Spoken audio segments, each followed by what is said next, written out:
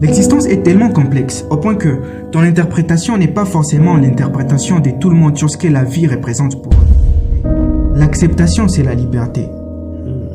Notre espèce doit apprendre à laisser le monde tranquille. Chacun a son rôle. Dans 20 ans, ce sera fini. Il n'y aura pas d'humain pour faire ce genre de travail. Mais les chercheurs, les gens qui inventent les nouveaux médicaments, c'est de ça que nous aurons besoin.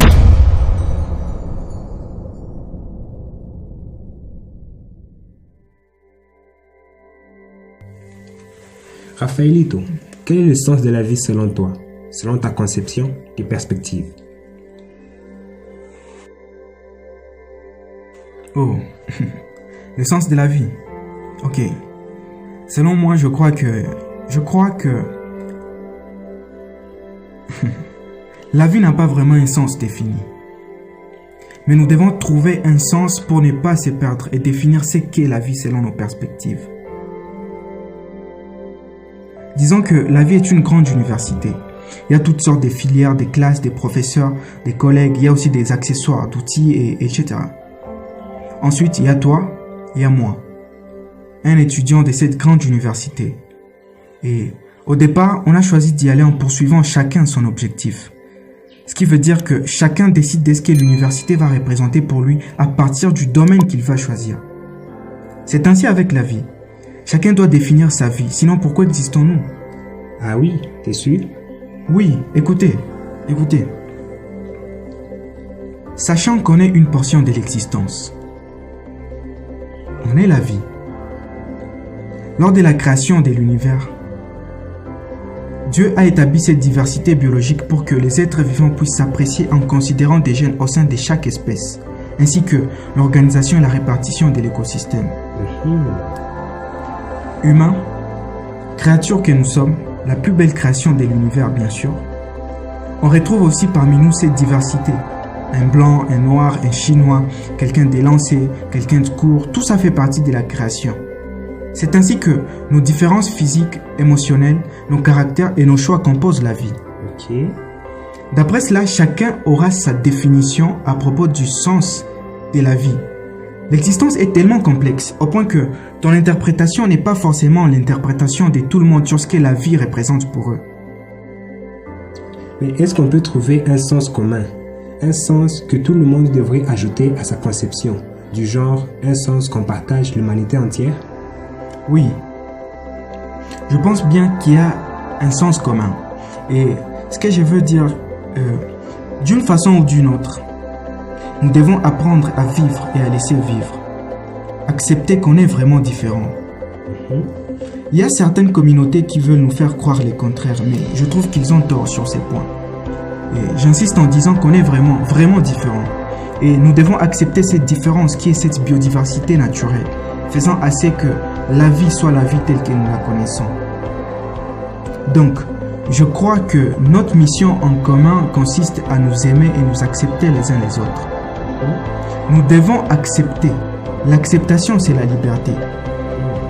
Notre espèce doit apprendre à laisser le monde tranquille. Chacun a son rôle à jouer.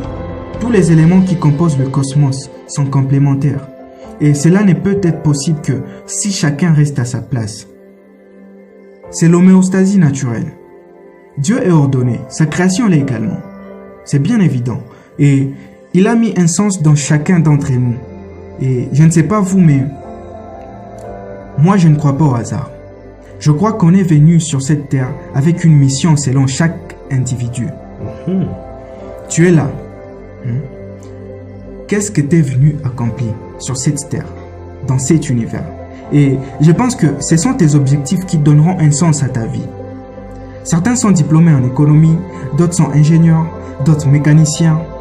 Certains ont de l'argent, d'autres ont de la patience. Certaines personnes ont de la gentillesse, d'autres sont pleins d'amour. Certains même ont le cadeau d'avoir souffert très longtemps. Peu importe ce que c'est, peu importe votre don, qu'est-ce que vous allez faire avec ce que vous avez? Oh, donc, si on veut trouver un sens à la vie, il est nécessaire de s'investir dans ses passions? Oui, c'est ce que je voulais dire. Je trouve que dans la vie, rien n'en vaut pas la peine, à part si tu prends des risques. Nelson Mandela avait dit, Il ne peut y avoir des passions s'il n'y a pas d'enjeu. Et si on se contente d'une vie inférieure à celle qu'on est capable de vivre. Ça, c'est fort. Et qu'est-ce que tu penses des gens qui s'engagent à un travail dur toute leur vie, disant que dans la vie, on doit travailler dur pour réussir? Je prendrai un moment avant de répondre à la question. Vous savez, il y a un moment, j'ai réalisé que le travail dur ne peut pas être le but d'une vie. Ça peut l'être quand vous faites ce que vous aimez. Surtout que quand on fait ce qu'on aime, on n'a pas vraiment l'impression de travail. Mais sinon, cela créera des stress. Je pense que tout le monde devrait être encouragé à faire ce qu'ils aiment. C'est vraiment important pour nous de ne pas laisser les préjugés ou les croyances actuelles au sujet de qu'est-ce qu'un bon emploi nous affecter. Docteurs, avocats, ingénieurs, on nous fait croire que ce sont des bons jobs et, en fait, bon nombre de ces emplois vont disparaître. Dans chaque domaine, quand certains emplois se développeront, d'autres vont s'éteindre. Prenons les domaines médicaux. Je pense que les radiologues, les dermatologues, dans 20 ans, ce sera fini. Il n'y aura pas d'humains pour faire ce genre de travail. Mais les chercheurs, les gens qui inventent les nouveaux médicaments, c'est de ça que nous aurons besoin.